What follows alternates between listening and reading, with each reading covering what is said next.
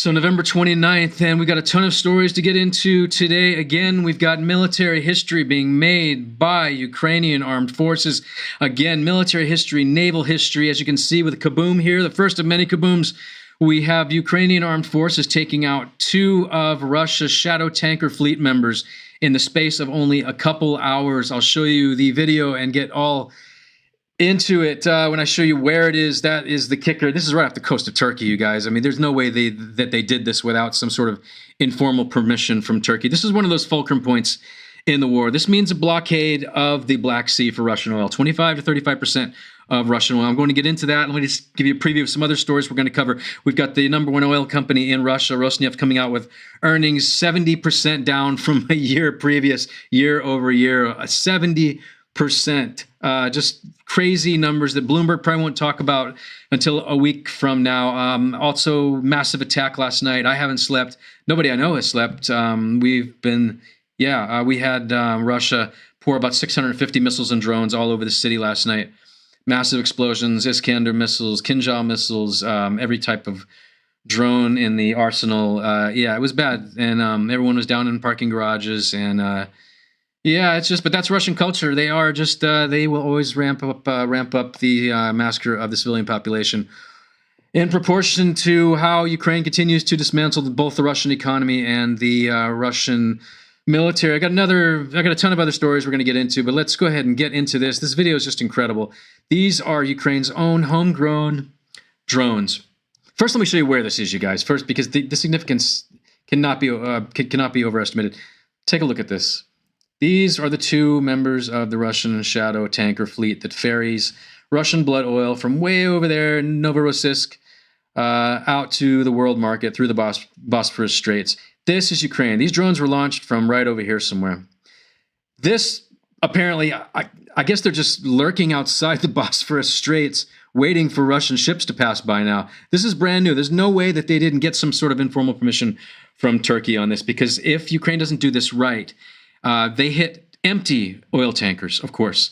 But I'm sure Turkey needed some sort of assurance, because if Ukraine did this, incorrectly, if they were as incompetent as the Russian military, for example, this could be an environmental disaster. But Ukraine doesn't do environmental disasters. Ukraine does dismantling the Russian military, the Russian hell state, the Russian hellscape, the Putin regime, the Russian economy. That's what Ukraine is designed. That's why Ukraine was put on earth.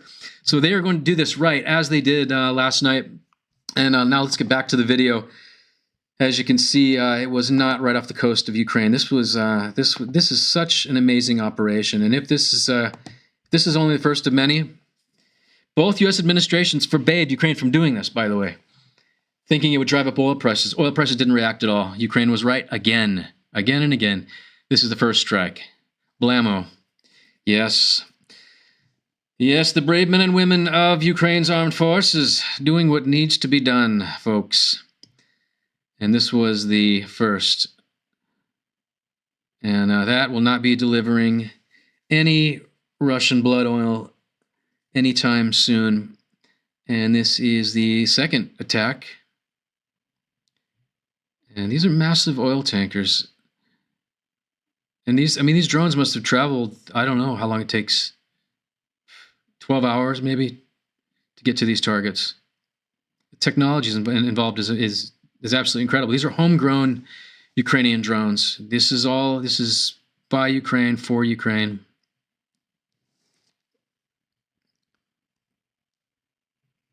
Only worse and worse for the Russians. And as long as this is only the start of what should be a long-term trajectory, as we have with the Russian oil refineries, then we have this is going to be a blockade of the Black Sea. Russia has lost control of the Black Sea. Russian shadow tanker fleet member Virat reportedly burning off the coast of Turkey. This is when we first got the news yesterday of the first strike. 1 of 2 hit today, and then later came the video footage of the others. This is from one of the rescue workers, I guess one of the fire details.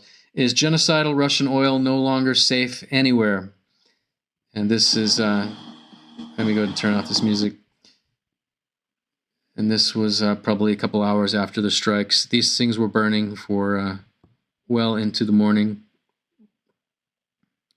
Yes, they're not going to be operating anytime soon. That Russian oil, as you know, is the conduit for the financing for even the troll factories that fill your comments full of all sorts of Kremlin garbage and to get you to hate your neighbors. These are the same people that in Texas organized a Muslim protest across the street from a Trump rally during the election cycle in 2016.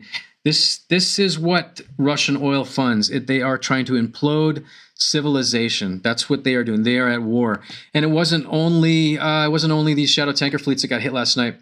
It was the export terminals in the Novorossiysk port that are now out of commission again. They briefly repaired a couple of them after the strikes a couple weeks ago that we covered here on this channel.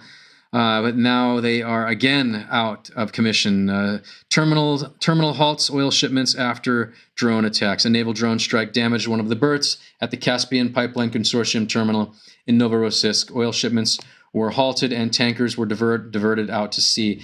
The significance of this is on so many fronts, because what sort of captain now is going to want, what sort of insurance company, what sort of crew, who is going to want any part of ferrying Russian oil anywhere on the Black Sea at this point? It was just the port.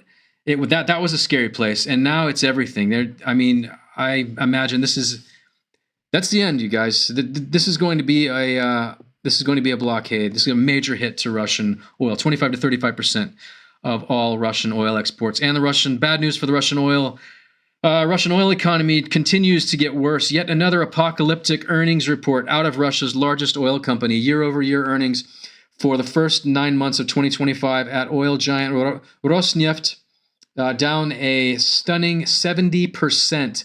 This company is responsible for roughly 40% of all Russia's oil production.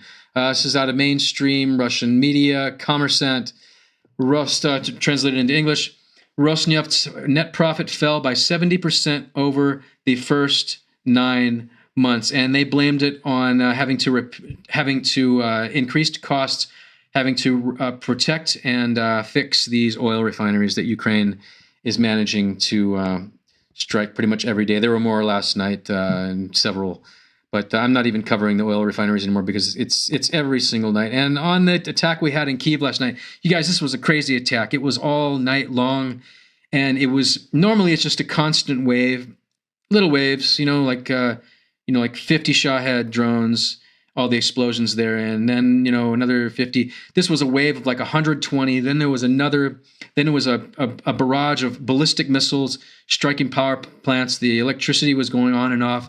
Half the city lost water and electricity. This is Russian culture. You understand? This is what Russia has done. The majority of Russia doesn't even have electricity. This is just they want Ukraine to resemble 90% of Russia, not the Tucker Carlson Russia, the actual Russia. As Russia's economy continues to implode, its national wealth fund gone, and their largest companies announcing mass layoffs, the Russian government allocates billions in missiles and drones toward assuring that a few people in Kyiv get stuck in elevators. This is a schematic of last night's Russian attack, just to show you what this was about. It was totally insane. This is one of the biggest attacks that I can remember. And I think 3 people died here in Kyiv, dozens wounded, of course. There was other cities that got hit, but it was mainly Kyiv, as you can see, and Kyiv surroundings, aimed at power plants and just pretty much anything. A lot of apartment buildings. There's a lot of people homeless now. And as you can see, it was every type of missile and drone. And I don't normally like to talk about these attacks, but it's only a few hours ago. And just to show you how this stuff works, because how it works is you have to check Telegram all night to see where the missiles are, prepare for impact in this area. 2 Kinzhals incoming, a new group of Shaheds over. Oh, and they talk about the communities of Kyiv over Pechersk or Darnitsia or whatever. But this is somebody posted the screenshot. Mariana posted the screenshot last night from 5:32, and this was like the 3rd massive attack since like midnight. Russian attack has been going on for 8 hours. Drones on Kyiv, missiles have launched, explosions in Kyiv. There are killed and injured, including children. Ukraine urgently needs more air defense. And this is just from one of the apps that we look at while all this stuff is going on to decide whether, because usually with Shaheds, most people don't go down underground, but when it says ballistics or Kinzhals incoming, generally everybody goes down into the bomb shelters or into the parking garages. And this was just a screenshot of these, just the sheer. I mean, it was insane. This is how many, and all these were going to Kyiv from all different angles to try to overwhelm Ukrainian air defenses. And while this is happening, there's every 10 minutes ballistic missile strikes. And this is what Russian culture is all about. And this is not aimed at military. This has nothing to do with military. This is just power plants and apartment buildings, grocery stores, hospitals, shopping malls. This is what Russia is all about. And it's not just when these things come down, these Shaheds, for example. We had one shot down right out last week, like 100 meters from this window that's in front of me right here. It's not just a simple explosion, right? This is what was picked up all over Kyiv today. I'll read you what I wrote. The Russian missiles that just spent 12 hours raining on the heavily populated areas of Kyiv were loaded with cluster munitions meant to increase civilian casualties. Everybody in Kyiv knows this, but I put this out for Western audiences to understand sort of what Russia really is. So you understand that just the savagery of what that culture is sort of all about. So this is what they look like when you pick them up. And we find these around Kyiv all the time. It expels all of these things at a super, super high velocity. These little steel balls, thousands and thousands of them come out of these little honeycomb things. And they go through walls, through brick walls, through people, into other people, everything you can imagine. We've heard stories, and that's what it's about. These aren't just simple explosions. But I don't like to talk about this stuff, you guys. This is just, Russia is always targeting civilians, and that's what it's all about. But on this channel, we are talking about other stuff. Today, on the heels of another failed rocket launch that caused damage sufficient to end Russia's manned space capabilities for at least a year, that happened 2 days ago. The main rocket manned space program is now out of commission for at least a year because someone probably stole the thing that prevents it from doing that. Some hardware was destroyed, and that's not stuff that they can easily just manufacture, especially during sanctions. We have yet another failed Russian launch at Orenburg's Yasny facility. The Russian dictator wanted a big propaganda win to scare the civilized world into submission over the coming weekend, but things didn't work out. And this was apparently a Sarmat missile that the Russian dictator wanted to launch on a Friday midday to scare the Western world and go, oh my Lord, he's going to nuke everybody if we don't give him Ukraine and give him everything he wants, please, Mr. Putin. And here it is. This is just Russian incompetence. I mean, that has been, the civilized world's main ally throughout this war. Russian incompetence. They just cannot do anything right. They tried to launch this thing, and of course it just blew up. And it's a spectacular explosion. That's why I'm showing it to you. As spectacular as Russian incompetence itself, ladies and gentlemen. Lord have mercy. That is quite a boom. And that thing probably costs like, $30 million to produce and test. No, more, because, probably closer to 100. And the Russians don't care. They'd never care when it's the destruction. As this USSR 2.0 project collapses, it's just going to be funnier and funnier because the Russians, they're not patriots. They don't care about their country. That's the funniest part of all this. As the Russian economy continues to collapse under the weight of Moscow's lust for territorial expansion, every industry, excluding defense, is now facing complete destruction. A newly unemployed furniture manufacturer walks us through previously full showrooms. And I wrote an article about a year ago about the looming calamity that was facing the Russian furniture industry. And it is now upon us. This was a furniture showroom, and he's just lamenting the state of the economy and that everyone's out of business now. This used to be like 50 different furniture. He says they were manufacturing selling kitchen items here, kitchen cabinets and tabletops and couches, and now they're not, and it's over. And that's what he says. He keeps saying it's over, it's over. And it's not only the Russian manufacturing sector that is absolutely imploding, as I've repeatedly covered on this channel. Another reason Putin is now pushing Trump so hard to save him, now in bold letters, At current trajectory, China will be paying $20 a barrel for Russian oil sometime by 2026. That's the trajectory, you guys. China is an increasingly shrewd operator, knowing the desperation there in Moscow. And with every Russian shadow tanker fleet member now full of oil, I guess it's about 180 million barrels of oil now, Russian oil, floating out on the world's oceans, according to Bloomberg. They are only going to be paying less and less because Russia has carrying costs on this oil. When you fill a Russian tanker, you got about $100,000 a day and all the expenses for that. And the price of that oil is just going to get lower and lower and lower. Only Trump can now save Putin, and only if very soon. And basically, they're getting from Brent, they're getting about a 25% discount right now. The Chinese are. Brent's trading at about $62 right now. And it's just getting cheaper and cheaper. And Russia at some point is going to have to stop pumping this. And once they stop pumping the oil, those rigs are very hard to get going. And they're going to have to, you're going to have unemployed oil workers. It's only going to get worse and worse.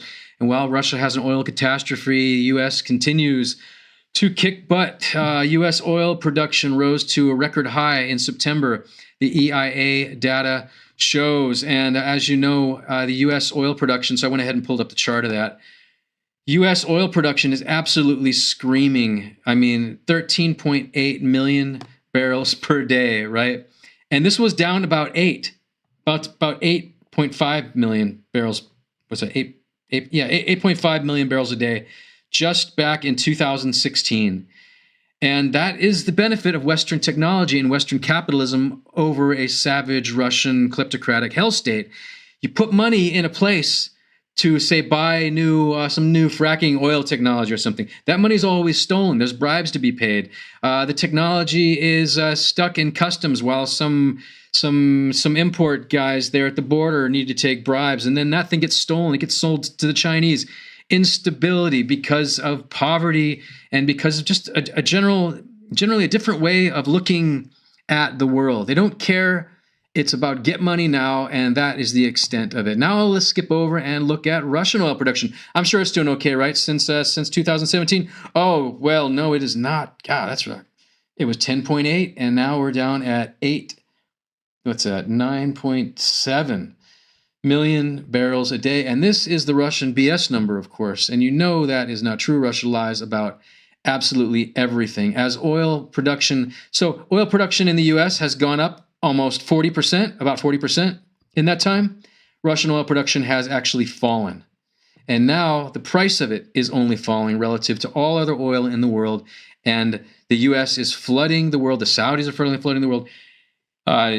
Everyone's producing more and more oil. Kazakhstan, you name it, Azerbaijan, more and more oil. That's the only thing that the Russian economy relies on. Is this one thing is not a diversified economy. And this collapse is going to be way, way cooler than the USSR. And so what would you do as the Russian dictator in this economic climate and in this war? You would probably stop the war maybe and just decide, okay, look, we'll bring them home. We'll do a deal. Something, and maybe I can get my cash out of the country before the pitchforks come out. Of course, Putin being Putin approved a budget with 40% of spending on war and security forces, increasing the budget for military, another 10% out of the federal budget, you guys. This is absolutely insane. The guy is absolutely delusional. Either they're not telling him the real state of what is going on, or he is on some sort of, mission to do himself in.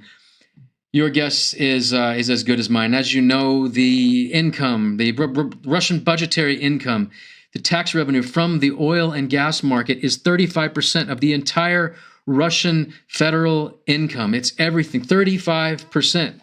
And as you know, the largest oil company in the country, producing 40% of the Russian oil, just came in with a 70% drop, and Putin is taking more money now. This is the snake eating its tail if I've ever seen one. And on to the scandal of this ridiculous and ongoing Steve Witkoff scandal as the Trump regime continues trying to sell out Western democracy in exchange for personal enrichment, as it appears.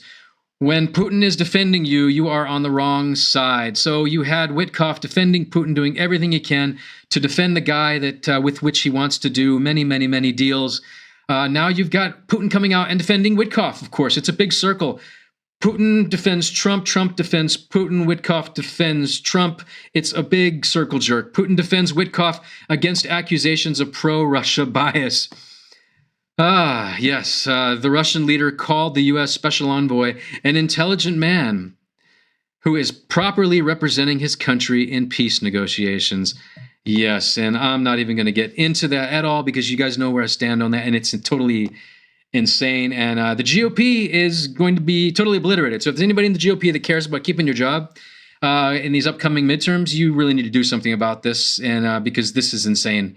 I think you're okay with defending the pedophile Epstein and all that. I think we have already crossed that bridge. You're okay with that. But selling out the entire 80-year-old post-World War II security architecture for money that you, as a fellow GOP member, one of these people around Trump, you're not going to get any of that money. All the people around Trump, like 10 people, are going to cash in on this, selling out your country. You're not getting any of this, GOP members.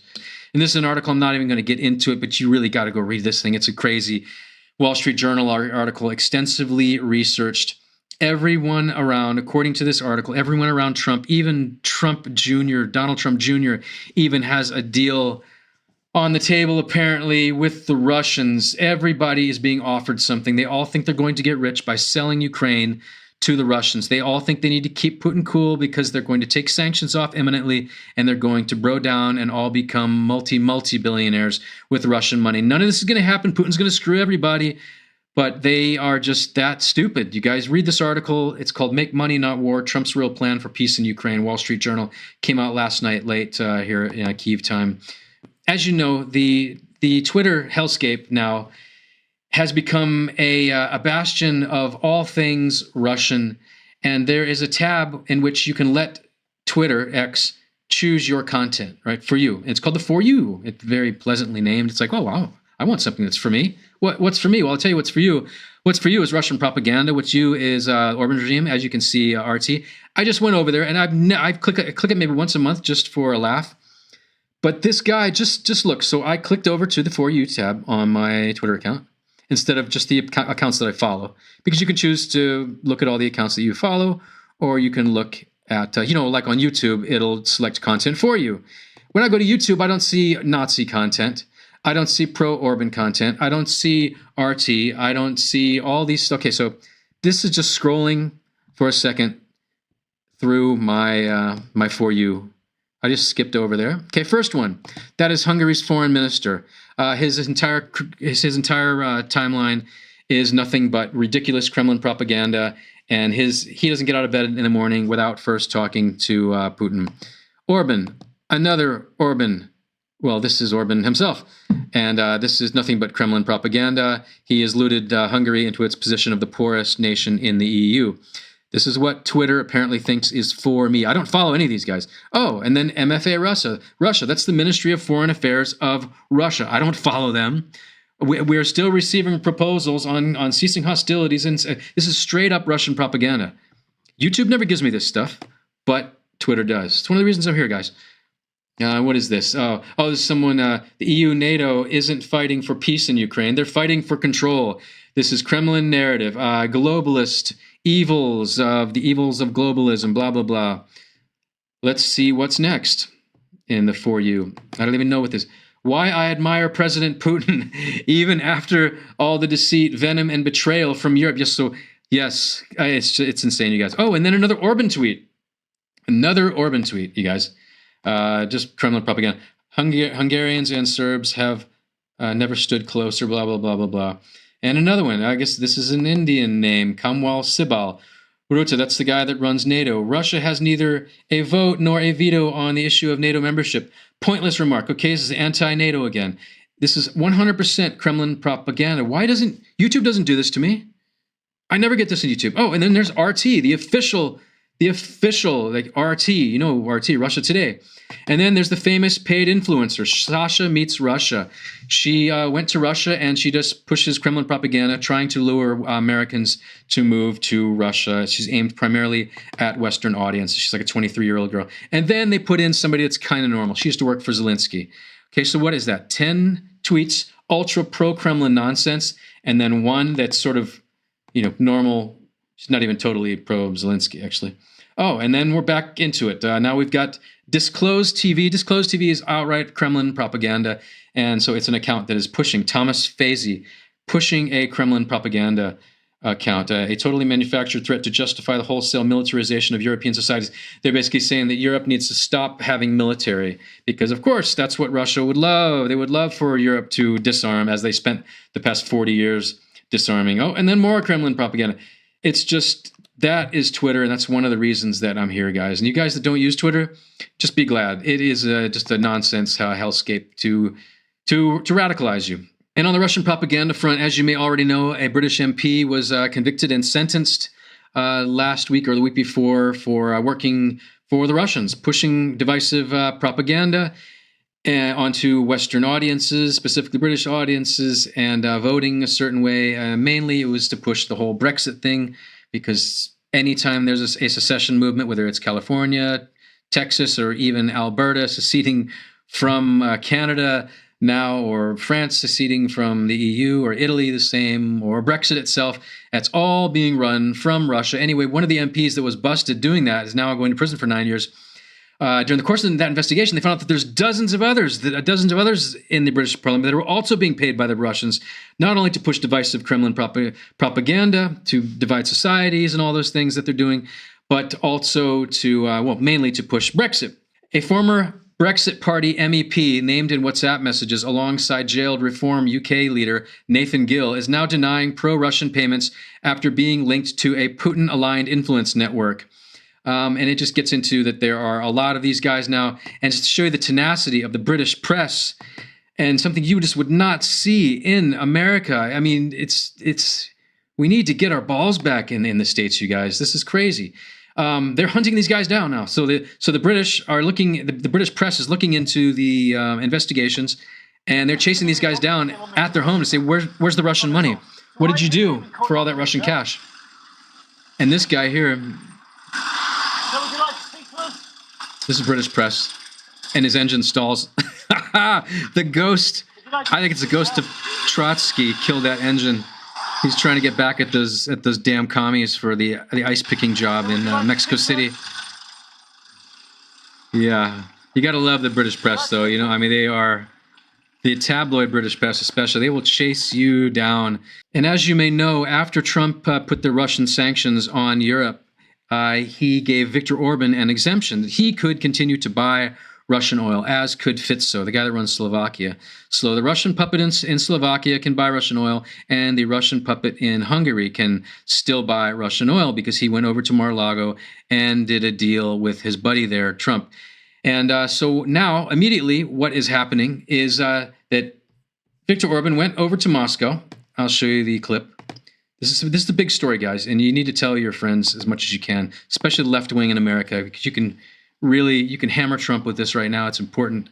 Everyone needs to know about this. Anyway, this is Orban. He just gets bigger every time I see him. I don't know what. Maybe he's eating the real Putin. That could very well be. That's probably the Putin clone. And here is what I'm talking about. After Trump gave his kleptocratic friend, Viktor Orban, exemption from sanctions to continue buying Russian oil, the Hungarian kleptocrat immediately jumped into a deal with Putin to buy up all the very assets that the U.S. had just sanctioned all across Europe, to then assure that they continue enriching Putin's war machine. Either he totally just screwed Trump, or Trump is just a moron, or both. Hungary will now act as conduit to flood Russian oil into Europe. You see, so Hungary now wants to buy Serbian Russian assets that are now defunct and frozen, Romanian Russian assets that are now defunct and frozen, Bulgarian Russian assets, as well as there's one other country that I can't think of right now. But they basically want to buy up all these sanctioned Russian assets, which will then cleanse them of having any sort of restrictions. And then they can just continue pumping oil, and everyone bros down and makes lots of cash. Hungary will get a percentage, and that basically just killed all of Trump's sanctions. And Trump every day is claiming that Europe is still buying Russian oil. It's only really Fitso And Orban now buying Russian oil, you guys. And it's only because Trump gave him the exemption. And Western media needs to be all over this story. It's a big deal. And on a lighter note, we've got a video of a man taking all his pets, including a raccoon, to a shelter is going viral online. This is here in Kyiv. According to local residents, it was filmed a few days ago in Kyiv. So that was not last night's attack, but the one that happened about 5 days ago. And the guy just brings, it's just, I want to tell you something about Ukrainians. They take pets very, very, very seriously. If I walk out of the building here, I will surely come across within 2 minutes someone walking their dog, and the dog is dressed like better than me, right? With more expensive little doggy shoes, everything. That's all very common here. They take the pets very seriously. Life is a very important thing in Ukrainian society, the opposite of everything that Russia represents. And don't forget about, again, the brave people of Georgia in Tbilisi. Now, yesterday, the 365th day of protests against Russia's occupation of their government. In a year, the Moscow-friendly government has turned Georgia into a Russian-style kleptocracy with disappearances, torture, and all things Russian. And this was to celebrate what was it's a year now of protests. And always in there, you'll see American flags, EU flags. They are pro-Western. They want nothing to do with these savages from Moscow. And the West should be helping these guys, but they're not, at all. Zero. The former president is in prison, has been poisoned, and if you just Google Mikhail Saakashvili, he looks like a 95-year-old man now, and I guess he's not much older than me, maybe 5 years older than me, if I had to guess. But he looks like he weighs about 85 pounds. They poisoned him, and he's been in a prison for the past 5 years. And of course, we got to get into the Russian atrocities. To the Europeans that may have wondered what they do if genocide were being committed upon your neighbors, you are doing it now. Murdered by Russians in Kherson, 6-year-old Vladislav and his 34-year-old mother, Elena. Both were targeted by a Russian drone as they took a taxi. Vladislav was a first grader, and his mother, Elena, was a nurse. And I saw the photos of this, you guys, and it's brutal. It was a Russian drone that came down and specifically targeted them, civilians. It came down and targeted a child and a mother. Can you imagine what kind of person that is? Can you imagine that it's even a person? It's incredible. It's hard to understand that.